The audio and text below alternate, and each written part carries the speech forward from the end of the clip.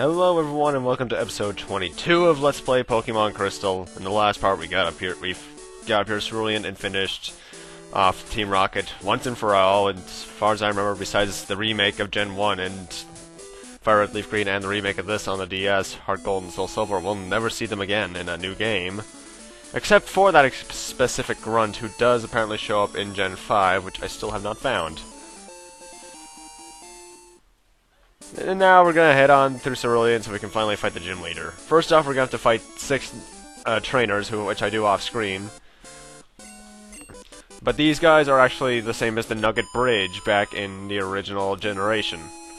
Fight certain amount of trainers, you get a prize for it. So you get a nugget for it in Gen 1. I think you get a nugget for it in this. I really shouldn't have problems remembering this because I just recorded this less than like practically a few minutes ago, but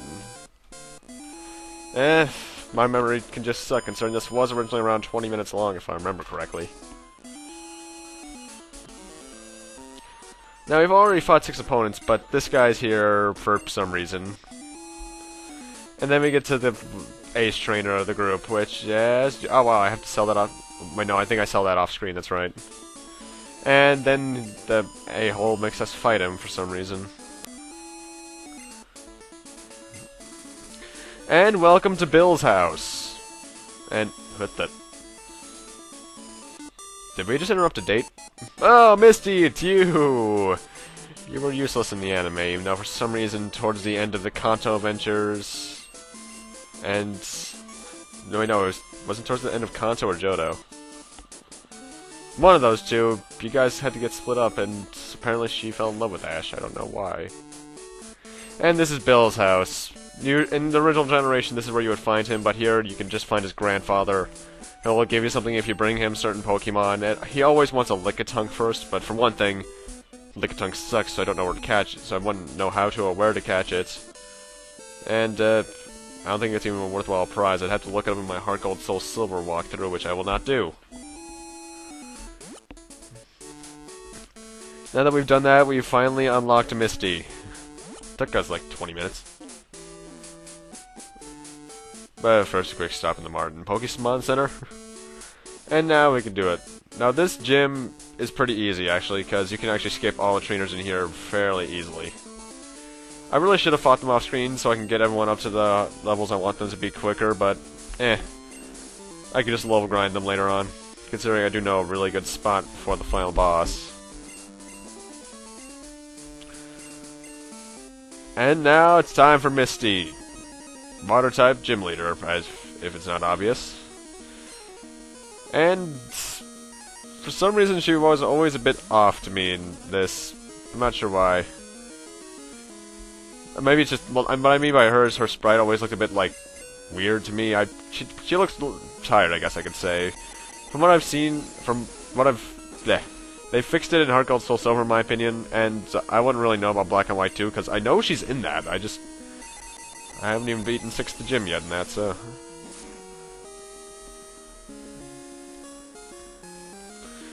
Anyway, she starts off with Golduck. Had I had chosen Psychic the first turn instead of Hypnosis or something by accident, I probably would have... Pat probably would have gotten that knockout, but...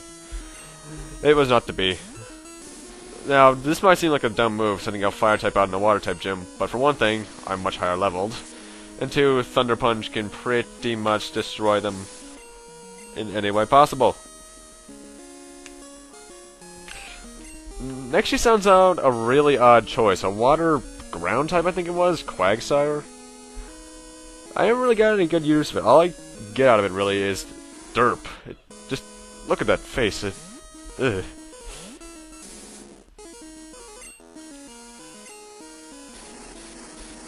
Then again, I think if it is Water Ground, then it's one hell of a contradictory type, because, for some reason, every now and then they have a habit of putting in Pokemon that suck, but have really interesting typing, because,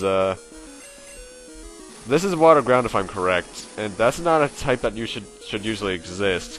Kinda like Ground Flying in Gen 5. I'm still waiting for my Fire Water type, goddammit.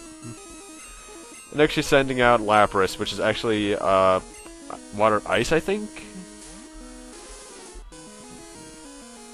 All I know is that Ash had one during the Orange Island section of the anime, which for some reason a lot of people hate.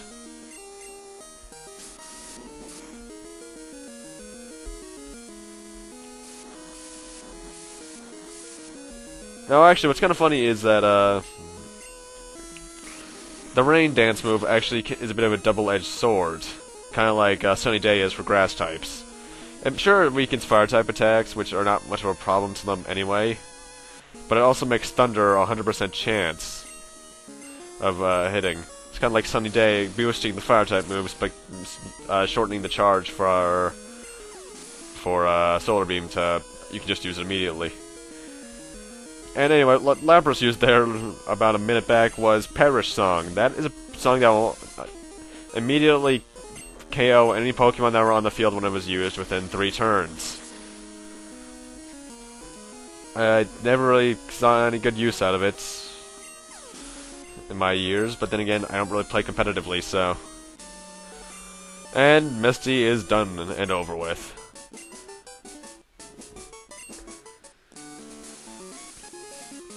Now, one thing I don't think I've even gotten into yet is that in the remakes, Heart Gold and Soul Silver, in the fighting gym we were in earlier in Saffron, that actually has a second purpose in that game besides getting the Focus Band. In Heart Gold and Soul Silver, you can recall certain gym leaders at certain times and on certain times on... let me rephrase that. At certain times on certain days to refight the gym leaders that you fought in the past. And they'll have stronger teams too, which is actually really cool to do. Considering I will refight a lot of them just to level grind certain Pokemon up in the levels. And now we have this route, which is pretty much just a gauntlet of trainers. It's rather easy, but... and you can probably skip them all just by surfing, but I like experience. Now, to the left there is actually Vermilion City, or at least a route leading to it, but I don't need to go there yet, considering I still have a bit I want to do on this path. By that I mean 2 other gyms. And this is the Fishing Guru's younger brother. Remember the Fishing Guru who gave us the Old Rod way earlier in the game? Well, this guy gives us the Super Rod. And to be honest, I always forget where the good rod is in these games, even though for some reason, right as I say that, I'm reminded that I think the good rod is in Vermilion City. But the real difference between the rods is that old rods can only catch Magikarp, good rods can catch Magikarp and a bit more, and super rods can really hook you any fish in the ocean. But good luck finding a Feebas. Ugh. For those who don't know, in Generation 3, Ruby, Sapphire, Emerald, I mean, Feebas is probably one of the rarest Pokemon I've ever seen. Sure, Hoenn filled with water, but it's only usually available in 7 specific squares of water. But I'll get to that should I ever decide to put myself to the shame of playing that game. Don't get me wrong, the Gen 3 games are alright, especially Fire Red Leaf Green. Those were the first games I played in the series, even. But, I prefer Gen 1, I prefer Gen 1 original, Gen 2 obviously is my favorite. Gen 4 and Gen 5 are better in my opinion as well. For some reason Gen 4 is really hated though, I don't know why. Ow. Don't ask what happened there, let's just say my foot's in a bit of pain now. Actually, if you saw a little patch of grass to the right there, if I remember correctly, that is the only place you can catch a Ditto in this game. Ditto... I'm not even going to go into him. Pretty much only put him in the daycare center. He's not useful in battle whatsoever.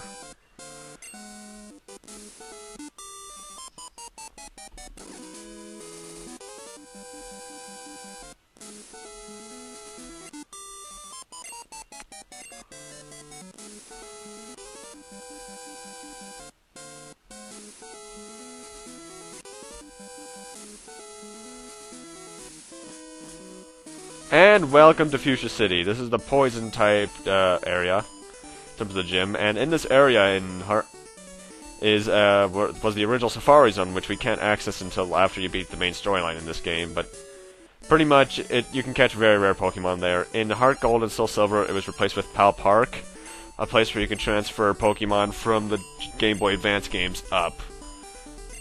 I rarely only used it for the Reggies and such.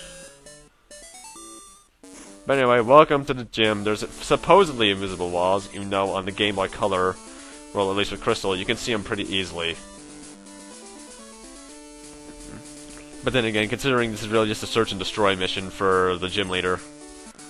There are 5 Janines in here. By the way, I will get into this next part again as well, but Janine, the gym leader of this, is actually Koga from the Elite Four's daughter. In fact, in Generation 1, this was his gym. But anyway, here's the real Janine, and we're going to be fighting her next part. Thank you guys for watching. Rate, comment, subscribe, all that kind of stuff. And next time on Let's Play Pokemon Crystal, we'll fight Janine and go elsewhere in Kanto so we can continue on. See you guys then.